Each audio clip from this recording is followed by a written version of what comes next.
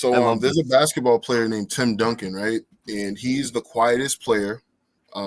He was so they classified him the biggest fundamental because he was super boring to watch, but he won 5 championships in the hardest era to play basketball. You know what I mean? And you never hear him talk. Like even when you hear younger players like, hey, I played Tim Duncan and he would score 50 points on me and he wouldn't say one word. He would just get the work done. Yep. You know, and everything's about fundamentals. Like whatever you're doing, you got to know your numbers. You got to, be able to articulate certain things, and that all goes with the fundamentals. Welcome to the Creating Wealth Podcast, where Kyle Curtin takes you on an extraordinary journey alongside renowned multifamily real estate experts from every corner of the United States. We teach you how to harness the power of real estate investing and witness the transformation of your wealth building strategy. Let's create wealth together. What's up, guys? Welcome to episode 151 of the Creating Wealth Podcast. Today, we get the great pleasure of chatting with Cam Adesanya. Cam is a killer Lowell-based wholesaler with the Fundamental Investment Group. I'm super freaking excited to have you on here, dude. Welcome. What's going on, Cam? How we doing? Well, first and foremost, Kai, thank you for having me. I really appreciate you. You know, we've been friends for a long time, so this is a long time coming. This is fun. Absolutely, dude. I'm super freaking pumped to have you on here, man. That's awesome. Yeah, so to kind of start to jump in, man, like I mentioned a minute ago, like I like to, leave it open to guests wherever they want to, start off with their story, whether it be their first deal, like, where they grew up, wherever you want to jump in is totally great, man. Okay, so I'll start off with myself.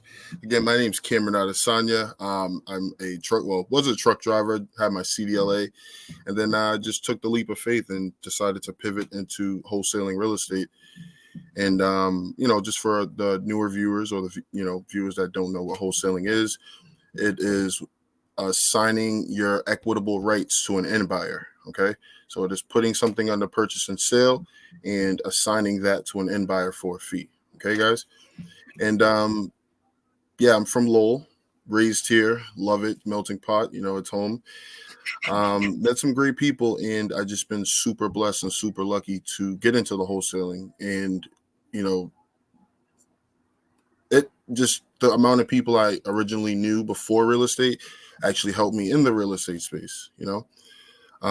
Real quick, just to see how I found it out, I was sitting in my work truck one day scrolling on TikTok, and I came across wholesaling real estate 3 times.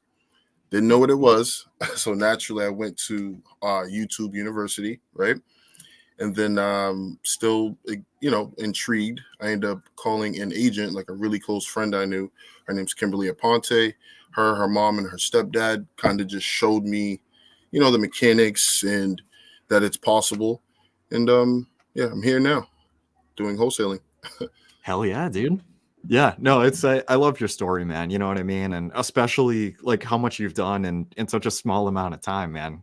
You know what I mean? And like, guys, like Cam is literally like the definition of action, and like damn, dude. So I don't know. Like to ride the bike and then I'll figure the rest out later, Exactly, man. Exactly. Build the parachute on the way down, right? Hopefully you're not falling out of a plane. Yeah. Hopefully you're not falling out of a plane anytime soon. But anyway.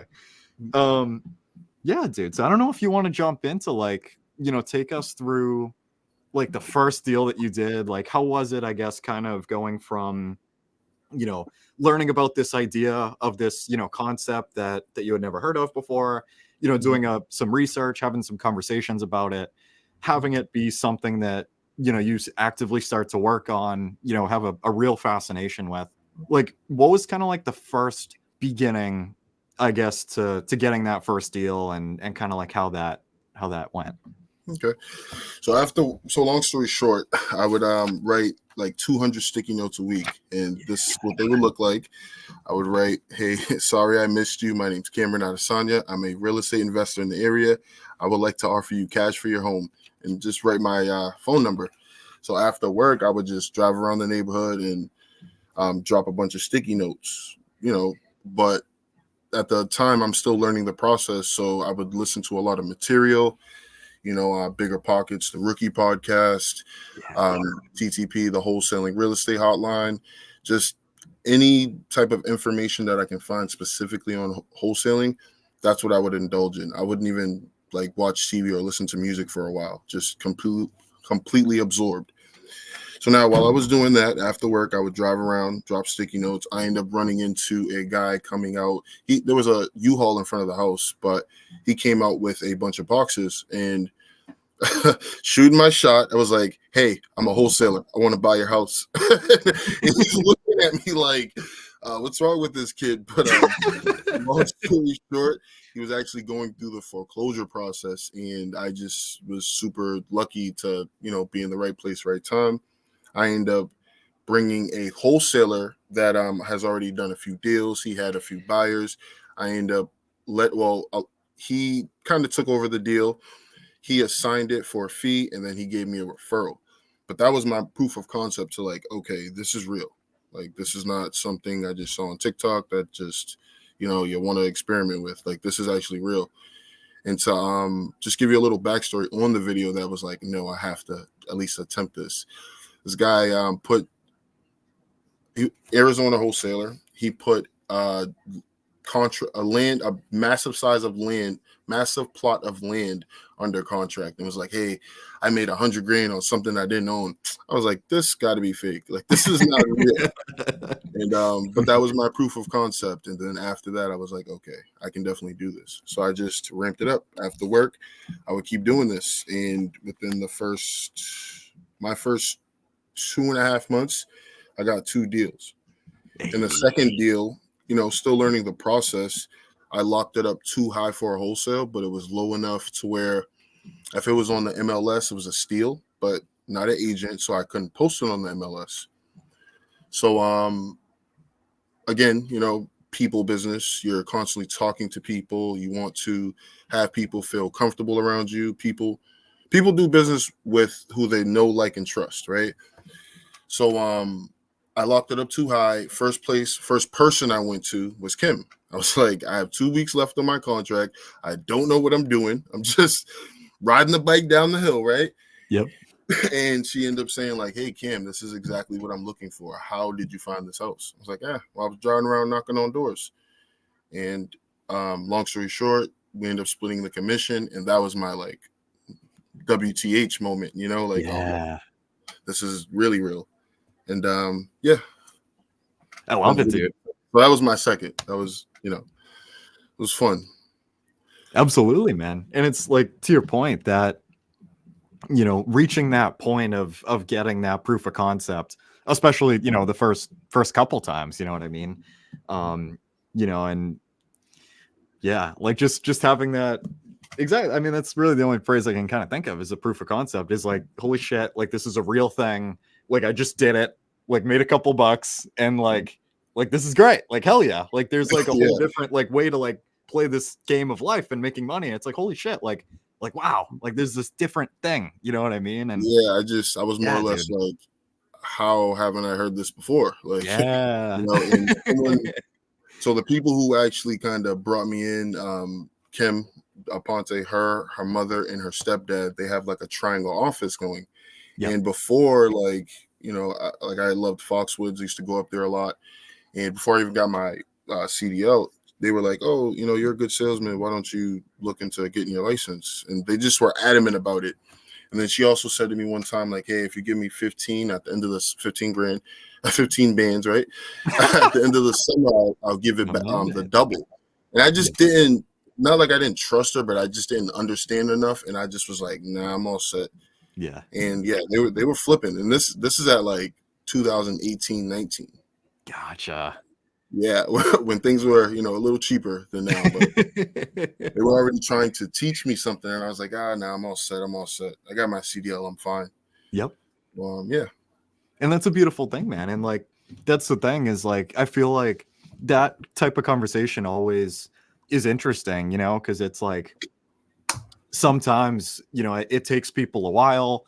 So for most people in general, it never happens where they get that point of maybe being a little bit more open-minded and like considering other possibilities other than, you know, just what they've known, you know, what they've been brought up on, like what their parents did, what all their friends do, you know, just work the job, make the money and move on, you know, and don't question anything else. But getting to that point, you know, of being open, being receptive, of discovering, you know, that there's a different way to play this big game that we're in. And like exactly, like just like having like the faith to at least go out on a limb and try it, you know what I mean? And then it's like, oh damn, like there's 100,000,000% something here, like this is a real thing. 1,000%. Yeah, dude. And like exactly, like it's one of those things, like maybe it was, you know, maybe it was meant, like, not to get like wooey or anything, man, but like, you know, maybe like the universe was telling you at that point in 2018 or 2019, like maybe now isn't the best time, you know, for you to find this type of space to jump into this kind of thing for whatever reason. I have no freaking idea. But, you know, maybe it was a couple years later that was like, all right, like we're good now. Like it's time to run, you know? And it's funny, when I went over there and I was like, I told them the idea I had, they were like, you serious? We've been trying to tell you this for years. Like, we've already been trying to tell you this. Like, now you're coming over here like wide-eyed and for 6 hours asking. Yeah, like, bro, you're asking now, like 2 years later. Like, no, they're cool. They're like, you know, they always call me like, oh, I'm super proud of you, and you know, they're definitely very helpful. I really appreciate Lisa and Joseph Silver. They're great. I love it, man. That's freaking awesome. Hell yeah. So was it after you did like the first couple deals, man, obviously you were 100,000,000% hooked, like going hard on this. Well, obviously still going hard on this. How was it? I know there was a point where you made a leap from going from the job that you had all in on yourself, man. If you don't mind telling the story. Yeah, so that, you know, that was the scary part, because, you know, I'm used to the especially stability part. So long story short, I ended up getting into probate. So there was a situation down the street from me. There was two little girls, parents died 6 months between each other, and they needed to go through probate. So long story short, ended up hooking them up with a probate attorney, and Veronica like basically changed the trajectory of even just my career, let alone my life, right? Yeah. So got that referral. It didn't work out, but she was just like, oh, I see like you're a human and that you're still fresh in this. So I don't want you to be corrupted. Not to like, you know, she's like, I don't want you to be corrupted. I want you to just make sure you're, you know, learning the information, learning how to communicate with people, and just you're not trying to buy somebody's childhood home for 50 cents on the dollar. You know what I mean? Yep. So long story short, she ends up sending me a referral for this property in Maynard. And I went over there. So first and foremost, she told me before I went there, she was like, oh, this lady's dad has dementia, and that's the only reason she's selling the house, right? So me as a human, and her dad is not doing well, I was like, you know, as soon as I went there, I just projected, like, I gave her a big hug and just was like, hey, like, do you want to sit down and talk? And when she looked at me, she looked like I had 10 heads, like, oh, he's not just here to buy my house. Like, he's trying to hear me out. Like, that wasn't said. You could tell by the eyes. So I was there for probably, I want to say 2 hours. And for a good hour and 45 minutes, I probably sat there and talked to her about her pops. Yeah. And she was like, you know, daddy's girl, like, oh, my dad took me around the world twice. He just showed me this and that. And, you know, I just felt for her. And another 15 minutes, I looked at the house. Like, I took pictures, and, you know, she showed me his car. She's like, oh, I don't want to sell it. And I was like, oh, maybe I can help you just have it detailed, cleaned up, and, you know, maybe you can keep it for yourself. Just not trying to be a salesman, right? Yep. So I'm leaving the house, and so her neighbor came across the street just to, I don't know, probably just offer her on the house, because he probably seen me, and then was just, oh, she's having people like look at the house. He came over, and then you could see the look in her eyes. She was just like this guy. So I leave, give her a hug. So Veronica calls me. I call her V. She's like, Cam, I don't know what the heck you did, but she only wants to sell this to you. So now I'm like, so to backtrack a little bit, that second deal, I end up bringing Sonia Provost. Hey, shout out to Sonia. Yeah, Sonia. I love Sonia. she literally opened the floodgates to me networking and even understanding what networking is. So I end up going to, a bunch of events weekly, just constantly introducing myself, meeting people, telling them people what I do. And I met a great buyer and I was able to assign that to him. And the good part was he actually, I was just kind of brainstorming when I was at the house. It's like, oh, why don't you knock this wall down and do add a bedroom down there and make this office space, forget the office space, just make it more part of the kitchen. It's like, oh, it's a good idea. And he got what he wanted and I got what I wanted. And I was like, okay, this is the fastest I've ever made this kind of money. Yeah, it was great. Very great. Yeah, man. And something Shout I want to Fernandez. He's not a surgeon, but he works next to the doctors. He works right across the street. So hell yeah. Love it, man. Mm-hmm. Something that I do want to point out in there, man, is first, guys, I want you to go back and listen to that whole part about, Cam going in there, being a human, having real human connection, not just trying to go in like a lot of people out there and try to get 50 cents on the dollar, take advantage of a fucked up situation and just be a super shitty person, Yep. And look at the amount of value that can come out of literally just being a genuine human. And I want to just really digest this for a minute, man. For everybody out there is look at how literally just by just being a good dude and just being real and listening to people and their story and figuring out different ways to help them, even if it was one of those cases where it might make more sense for them to keep the house and they just have to do a couple things differently. It's it's being a real fucking human, guys. You don't, exactly, and it's the reason why I want to bring this up is because everybody out there is just do this and then get the leads and then close the deals and you close this many deals and this, and it's like the human element and the human part of that, you're dealing with flipping humans, guys. Keep your morals straight, you know what I mean? 1,000%. And that's a big part of it. I've actually I had a really big deal in Everett fall apart because I was trying to do the right thing. And I would have been mad at myself like any other reason, right? But I was in my head, I was like, nah, I knew I was doing the right thing. And so little backtrack, I ended up coming across a great deal. And it's going to make me a lot of money at this time. And this is only 5 months into this, right? Yeah. So dealing with the seller, he's a little rough around the edges. He didn't tell the tenants that he was selling, right? So I get there and he's just like, oh, he's an inspector, da-da-da. And I was just like, oh, and I said something like, oh, when I buy it, I would do this or something like that, right? So now, mind you, this lady, the tenant, she just had a baby. Her baby's 6 months old. Mind you, she has 4 kids. And what he was just going to do was just evict her. I'm like, it's kind of messed up. So I did what I wasn't supposed to do. And I talked to her and just hey, how could I help you? Right? Yeah. I know a bunch of real estate agents. I can help you find something in your wheelhouse and maybe later help you buy a house. How could I help you?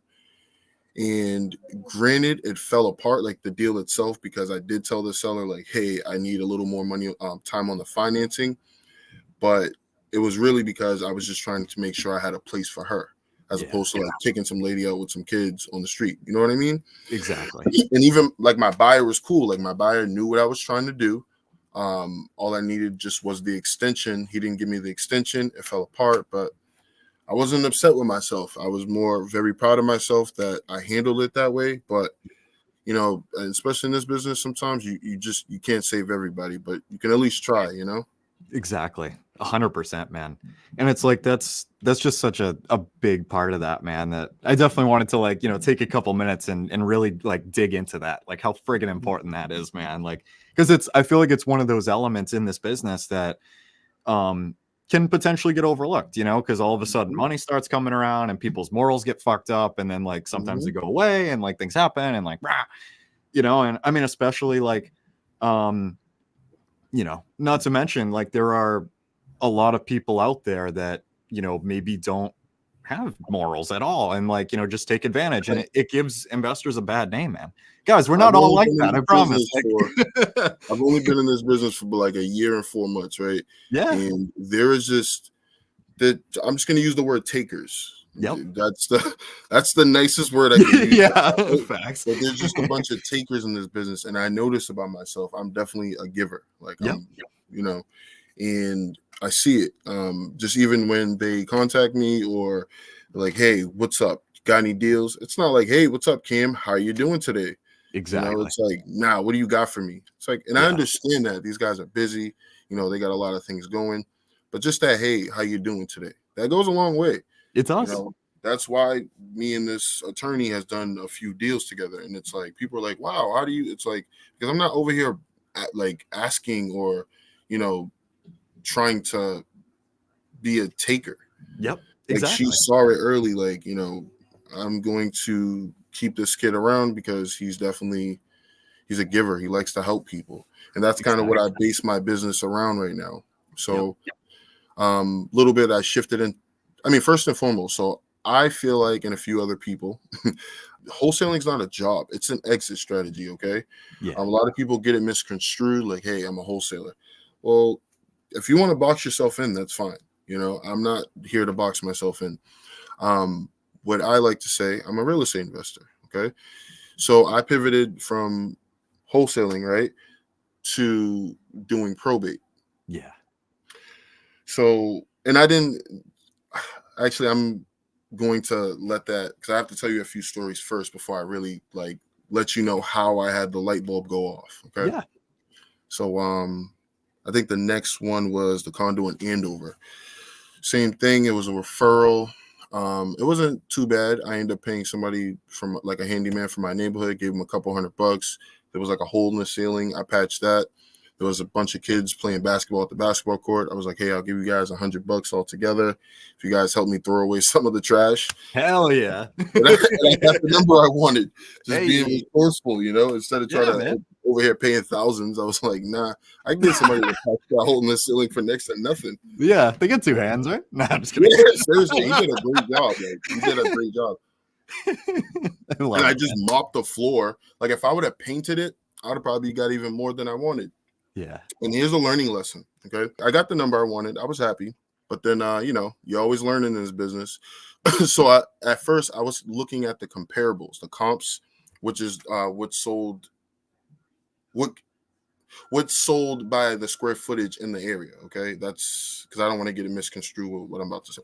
Yep. So it's comparables, what's sold in the area by square footage.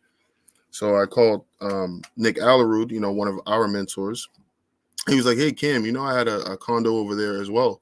Did you look at the actual sales prices? So, I'm still learning, but that showed me like perception versus reality, like what people think it is and what it actually is. What people think it is, the comparables is like, that's a good guide, right? But the sales price is actually what people are actually paying for it. So it went from 170, 180 with the comparables to 220, 230. Hey. So I left a lot of money on it, but that was a learning experience. Like, okay. And that's why I'm very adamant on people doing their own homework, people learning how to underwrite, doing your ARV and all that stuff. It is boring. It is strenuous, but it helps. It helps you not leave another 20, 30 grand on the table. Okay? Exactly, man. It's 100% necessary too. I mean, and that's in pretty much all facets of the industry, whether you're an agent, whether you're, doing the kind of stuff that Cam's doing, whether you're, I don't know, whatever, like it's, across the board. And exactly. That's something that's incredibly important is like, for determining like that ARV, that value, pulling up the comps, pulling off what is sold is absolutely the biggest thing. Cause like you said, like, I feel like the way I look at it as well is like occasionally I'll like to look at the actives and the ones under P&S just to have a gauge of like what's out there in terms of volume, what something's listed at, look at the pictures, see kind of what the expectation is, like the perception versus reality, just to get a very slight idea. But to get a really good idea, look at what's friggin' sold. Look at, as soon as, past 6 months, past 3 months, past month, like whatever, fits the type of market and type of situation that you're in, to get the tightest data. Because exactly, man, like the looking at the actives and stuff doesn't tell you much, but looking at what's sold tells you everything, because that physically is a transaction that happened. So like, because it could be, you think that it's 200 and what it actually sold for could be over 250, 300, Exactly.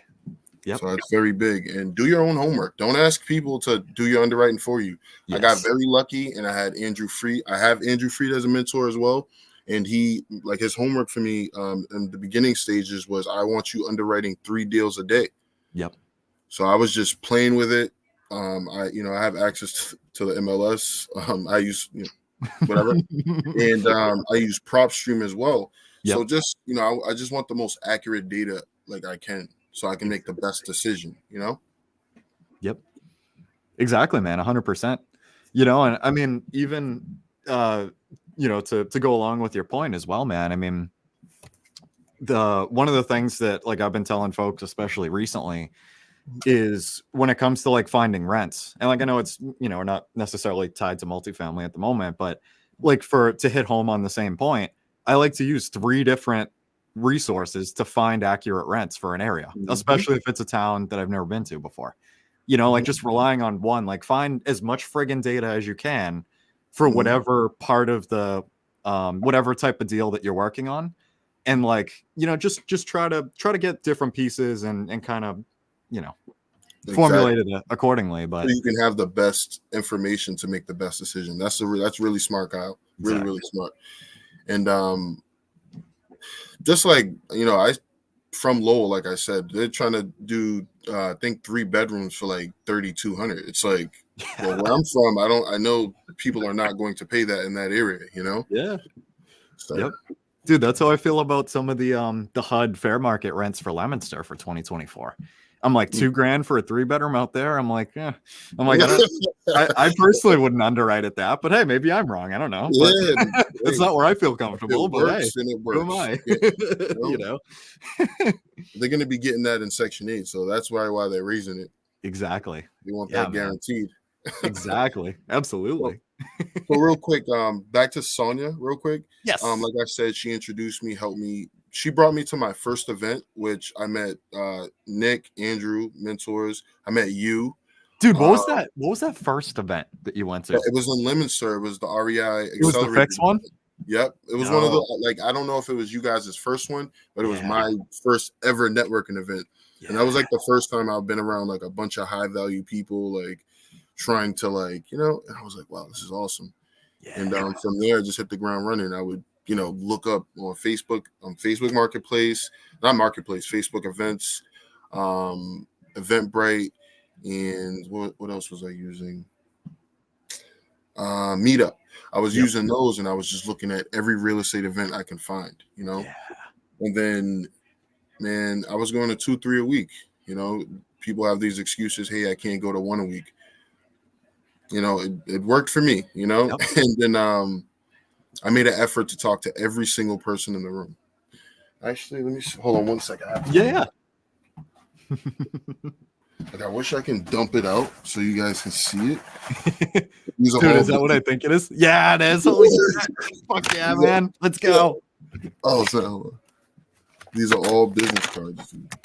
For those of you guys that are just listening to the audio only version of this, Cam's got a huge ass bag of business cards.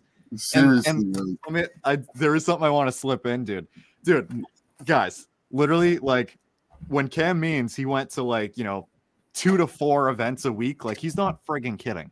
Like I would joke around with people that like I saw this dude more than I see in like my parents and stuff like that. Like I see Cam like every fucking day, every other every couple days or so, like he's not kidding. Super worthy. Yeah, man. See this dude all the time, man. It's like we friggin' like live together or something. Yeah, like, what's up, man? Like, yeah. It's been a wild ride, Kyle, man. Yeah, it is, man. And we're very early too, which is very exciting. We're not even getting warm. Well, we're in our warm-up stage. Yep. It's gonna get great.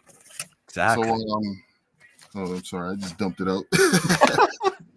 But So that was a big, super pivotal part because I ended up, joining mentor groups and, getting around people that have already done what I'm trying to do.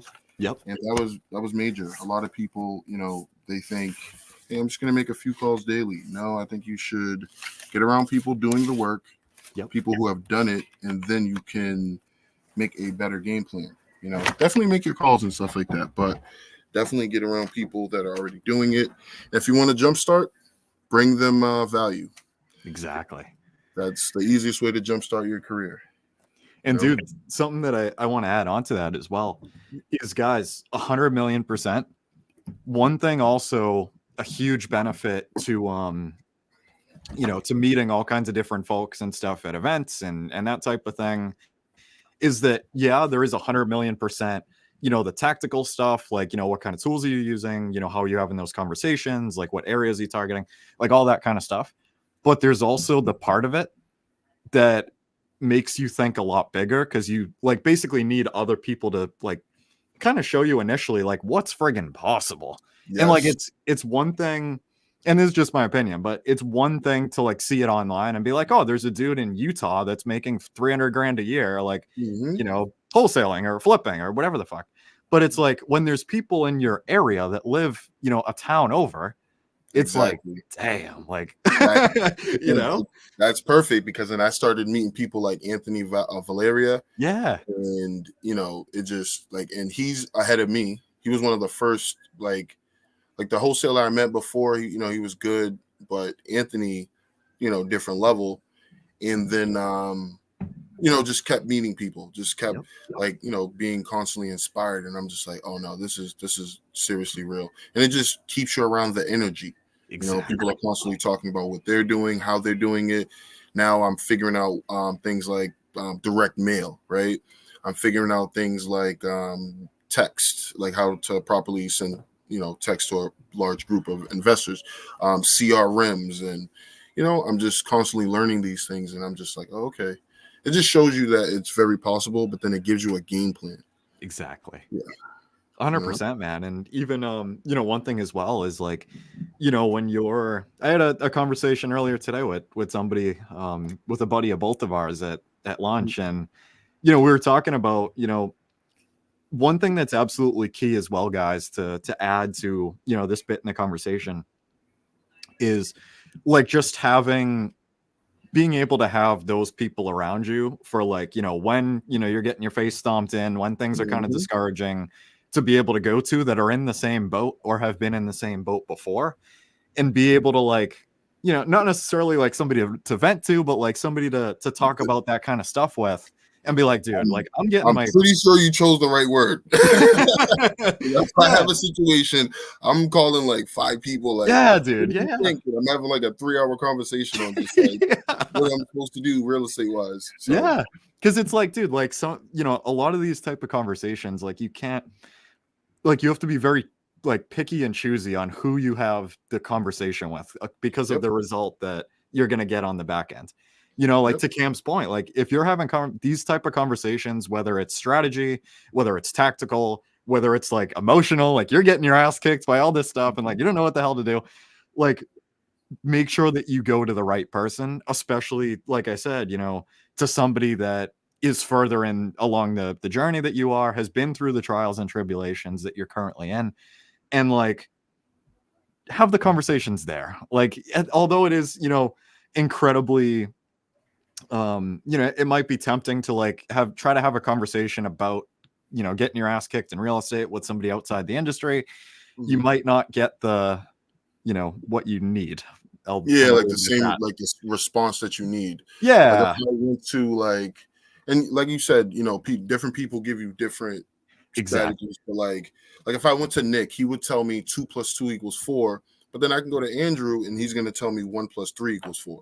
Exactly. So it also depends. But it also depends what they're doing. Like Andrew's a syndicator and Nick is sort of a syndicator, but he's also like he doesn't mind doing like the ground up or something like that. Or they just bought a hotel in Maine.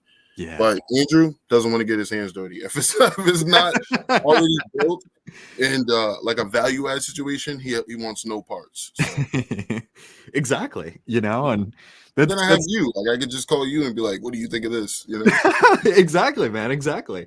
And it's like that's the thing is like having that's another point as well to tie into this, man, is like having that group of mentors, that team, whether it's directly or indirectly, to be able to go to for different things, get different perspectives, get different sets of eyes on different situations. Like it's all of this friggin' stems from networking and getting to know people, guys. And like the more people that you know, the more people that you have, you know, these crazy relationships with, I feel like the more bulletproof that you end up, like the stronger your network is. Cause like, especially like, dude, like there have been a few times that I've called John Bombachi, literally like not like freaking out, but like kind of nervous about like a particular situation with like one of my tenants and like a contractor and like some shit that wasn't supposed to happen and whatever, like kind of freaking out. Like I'm like, what's going on? And like John's calm as shit on the other side of the phone, like, dude, cool like, as ice, like yeah, like just do this and this and like you're fine. And I'm like, oh, like thanks, dude. right? But it's like it's John's stuff like that. Dude. Yeah, man. By the way, shout out to John and Sabrina. They actually gave me my first shot, and you know, very grateful for them. They said I did great, but I was so nervous. I was like, you know, but it was great. Thank you. I really appreciate you guys, and you as well. Thanks, dude. Yeah, that was an amazing friggin' presentation, man. I wasn't missing that for anything. Thank you. Wait till like a year from now when I'm like, oh, I'm gonna, you know, host my own event, and that's gonna be crazy. Hell yeah, man. That's gonna be crazy. But yeah, so it's guys, just go out and meet people, man. Like like bottom line, like, you know what I mean? Don't play this game alone. Like go out and meet people. You can't. Real estate is a team sport. Exactly. Like that's literally trying to play basketball by yourself. Like you are going to lose. You know what I mean? It's pretty lonely. Yeah. And even if you do it by yourself, exactly. Like it's super lonely. Like nobody's gonna get your rebounds. Like you gotta run around the court, like grabbing your own, like bouncing off the backboard. It's exhausting. You know?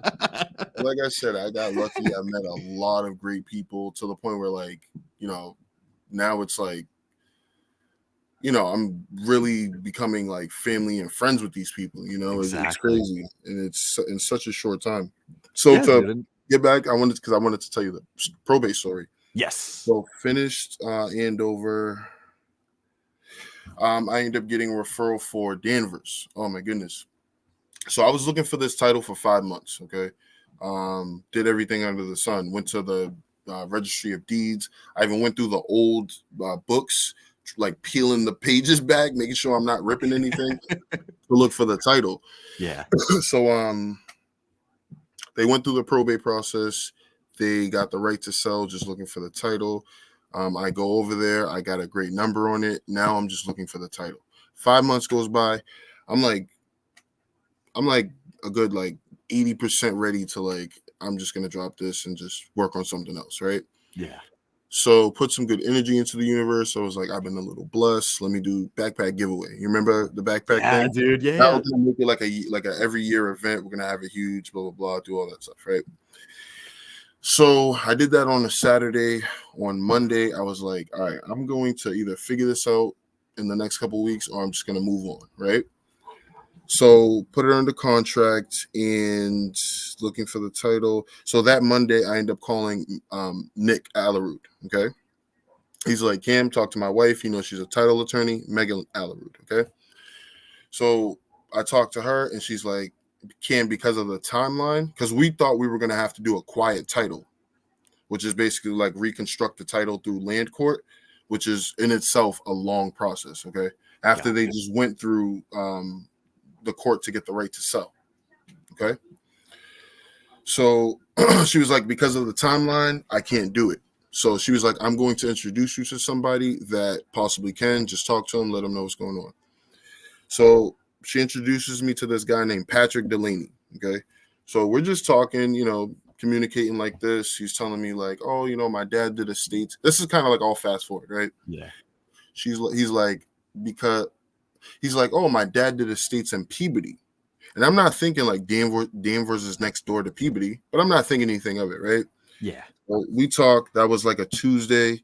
Just me being proactive. I called my seller and I'm like, hey, get the death certificate to everybody in your family that owned the house that died. Yeah. Okay. Fast forward like a week or some change. She calls me. Fast forward, I'm just writing everything down just so I'm organized. And then she's like, oh, William Delaney wrote this. And I'm in my head, I'm like, why does this last name sound familiar? I know that, dude. So I called Patrick back and I'm like, hey, is your dad named William? He's like, yeah, but everybody calls him Billy. So now he calls his dad, right? And then his dad's like, super old, but he's a lawyer. He's like, no, I remember that. So long story short, husband and wife own house. The wife gives the rights to the husband to put it into the family trust. And they didn't have any kids, so it fell on to the nephew. The nephew ends up putting his wife on it, and he dies. The wife is my client. Gotcha. I see.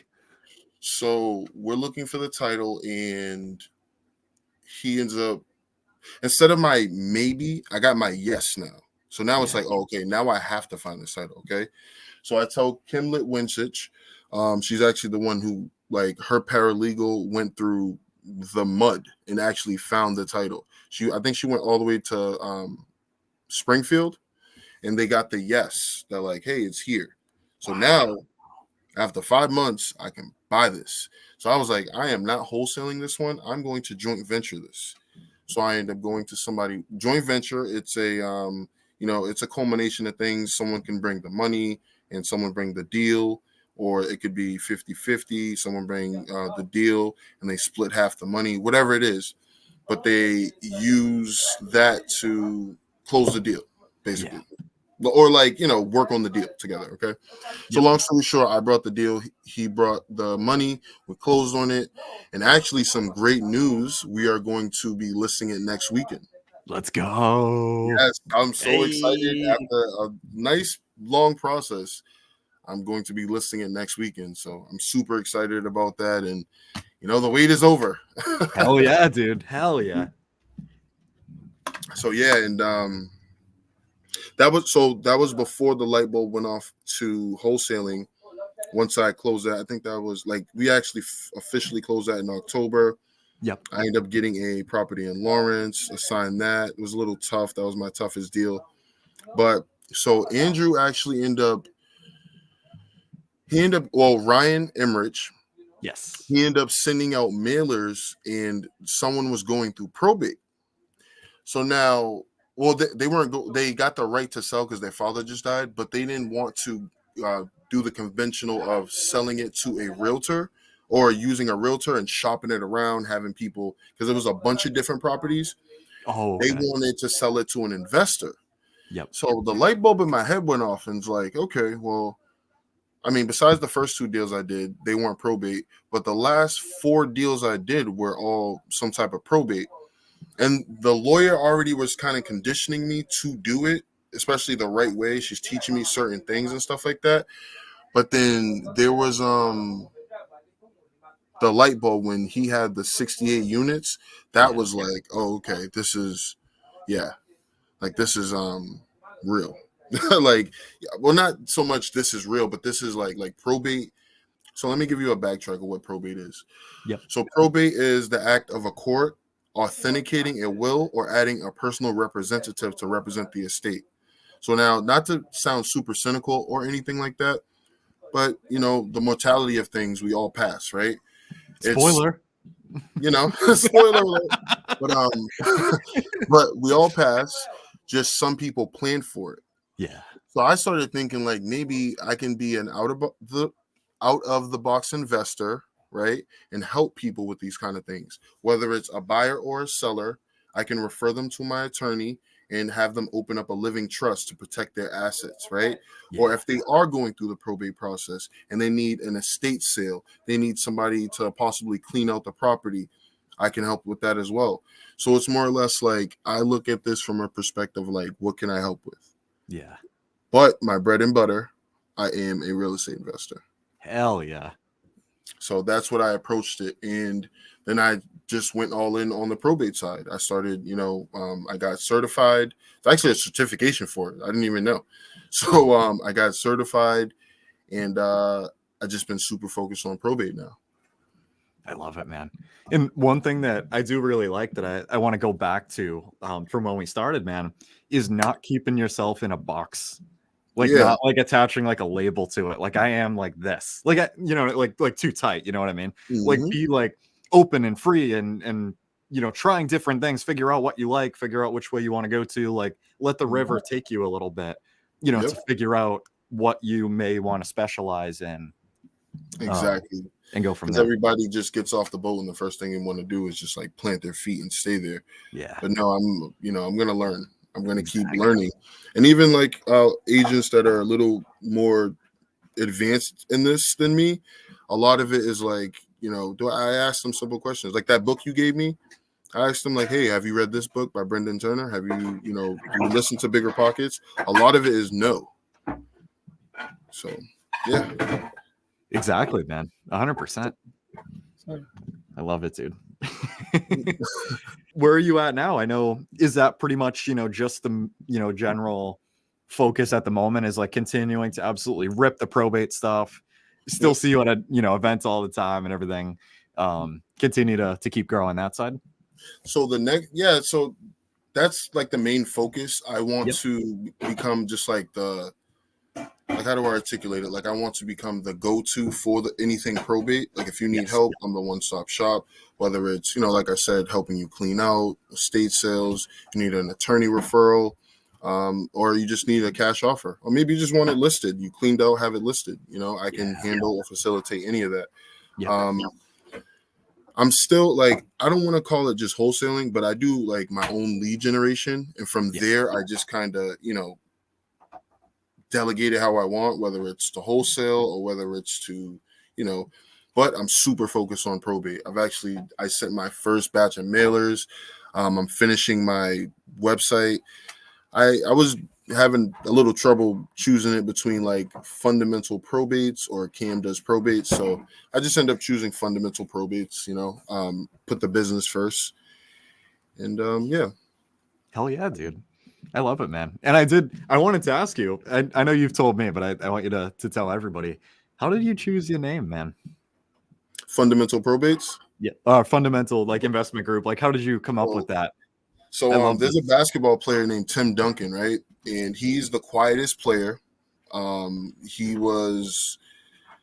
they classified him the biggest fundamental because he was super boring to watch, but he won 5 championships and the hardest ever to play basketball.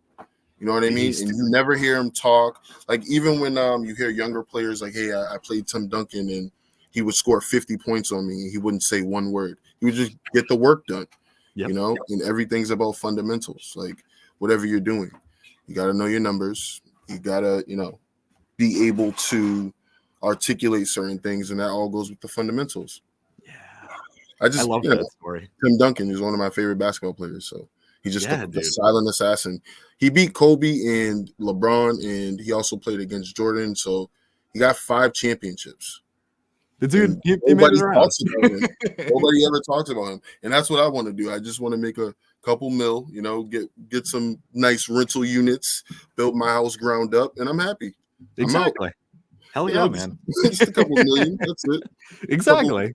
Passive, because like I said, I knew early that I didn't want to box myself in because I knew I was going to buy my own units. I knew like the long game. Like I'm not here to just make big checks. Like I'm going to take those big checks and put them into, buying assets. That's actually what I'm going to do as soon as, because we're listing it next week. So it's going to be gone same week. Now, let me But I'm going to just take that and buy my first house hack. Like kind of what you did, Hell yeah. Yeah. It's, the money's fake, right? So you got to do something with it. So I'm going to do that and just buy assets. Like the fundamentals, man. The fundamentals. Fundamentals, man. Just keep it simple. That's it. Absolutely. Everybody thinks this game's really hard, but it's really not. As long as hey, bro, if you're making 2 hours of calls daily, you're gonna get one deal. Yeah. One deal monthly. So be consistent and persistent. And absolutely. I'll be adamant, please learn the information. Learn the information. There's not one speaker that I haven't listened to. So. Exactly, man. And yeah, I definitely wanted to have you tell that story to everybody because I love that story myself. So a big fundamental. Yeah, dude, because it's so real. It's so friggin' real. Like, hell yeah, man. It's gonna be a great story. Like, 5 years from now, they're gonna be like, oh, like how'd you, and I'll be able to go back like, hey, check out this guy's great podcast, and you'll be able to tell the whole story. And I've always told you, Kai, like, you have a great podcast. You know how to ask questions. You know how to like really keep people engaged. I've probably watched all your episodes. I haven't watched the newer ones, but I've watched up to that guy, the syndicator from New York. Like, I watched every single one. From the investor from home. Mostly everybody. I appreciate you so much, dude. Just in general, like I fucking love you, dude. Like, yeah, I love you too, buddy.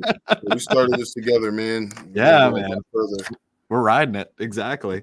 And by the way, thank you for that virtual assistant. She was great. Like everything I asked for, she put a great presentation for me together.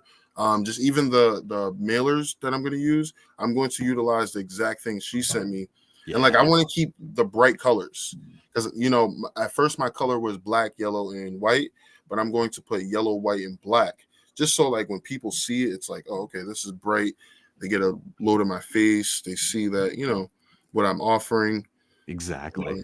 Yeah. I'm right there with you, man. She designed some postcards and I'm about to send out in the next couple hours. Like, I'm just using her stuff. So I hear you, man. She crushed it. Shout out to Kathleen. She's awesome. But yeah, dude, thank you so much for coming on here, Cam. This was friggin' amazing, man. We're on like social media and stuff. Can you be found? I'll drop anything you want below. Okay. So on Facebook, it's Cam Adesanya. My last name Adesanya. I should have my website up in the next week, maybe 2. It's Fundamental Probates with an S at the end. And if you want to reach with me just pertaining to any information, maybe you need help with probate, I also offer a free 1-hour consultation. And also like my attorney, like, if you really need help, she does a free 1-hour consultation if you mention my name. My number is 774-253-4277. Yeah, I'm super focused just on bringing value and helping people. That's, what I feel like this is all has kind of pivoted towards, Yeah. I love it, man. Or guys, I want to give a show like end of the summer. We are going to every summer for, foreseeable future, we are going to be doing this huge backpack giveaway. We call it that, but we just want to make like a community event. It's me and some of my friends I grew up with, like went to the Boys and Girls Club with. And we just had this idea before, but now it's like, it's real. We did it last year, and it was really, I didn't expect that many people to be there, to be honest with you. But this year is going to be way bigger. We're going to probably look for a venue and do all that fun stuff. So it's going to be at the end of July, maybe early August, and I'll do a lot of promo for that. But just wanted to let you, man. Keep me in the loop on that, by the way, man. Oh, yeah, you're coming. You're coming this year. Oh yeah, I'll be there, absolutely. But if you need help or anything, let me know. Thank you. I appreciate it. Yeah, dude. Thank you so much, man. Hell yeah. Man, thank you for having me. I love it. That's a wrap for today's episode. We want to thank you for being a valued listener of the Creating Wealth Podcast. Make sure to visit www.creatingwealth.com to connect with us. Dive into our ever-expanding library of informative blogs and explore a wide range of additional valuable resources. Stay tuned for our next episode as we continue to create wealth together.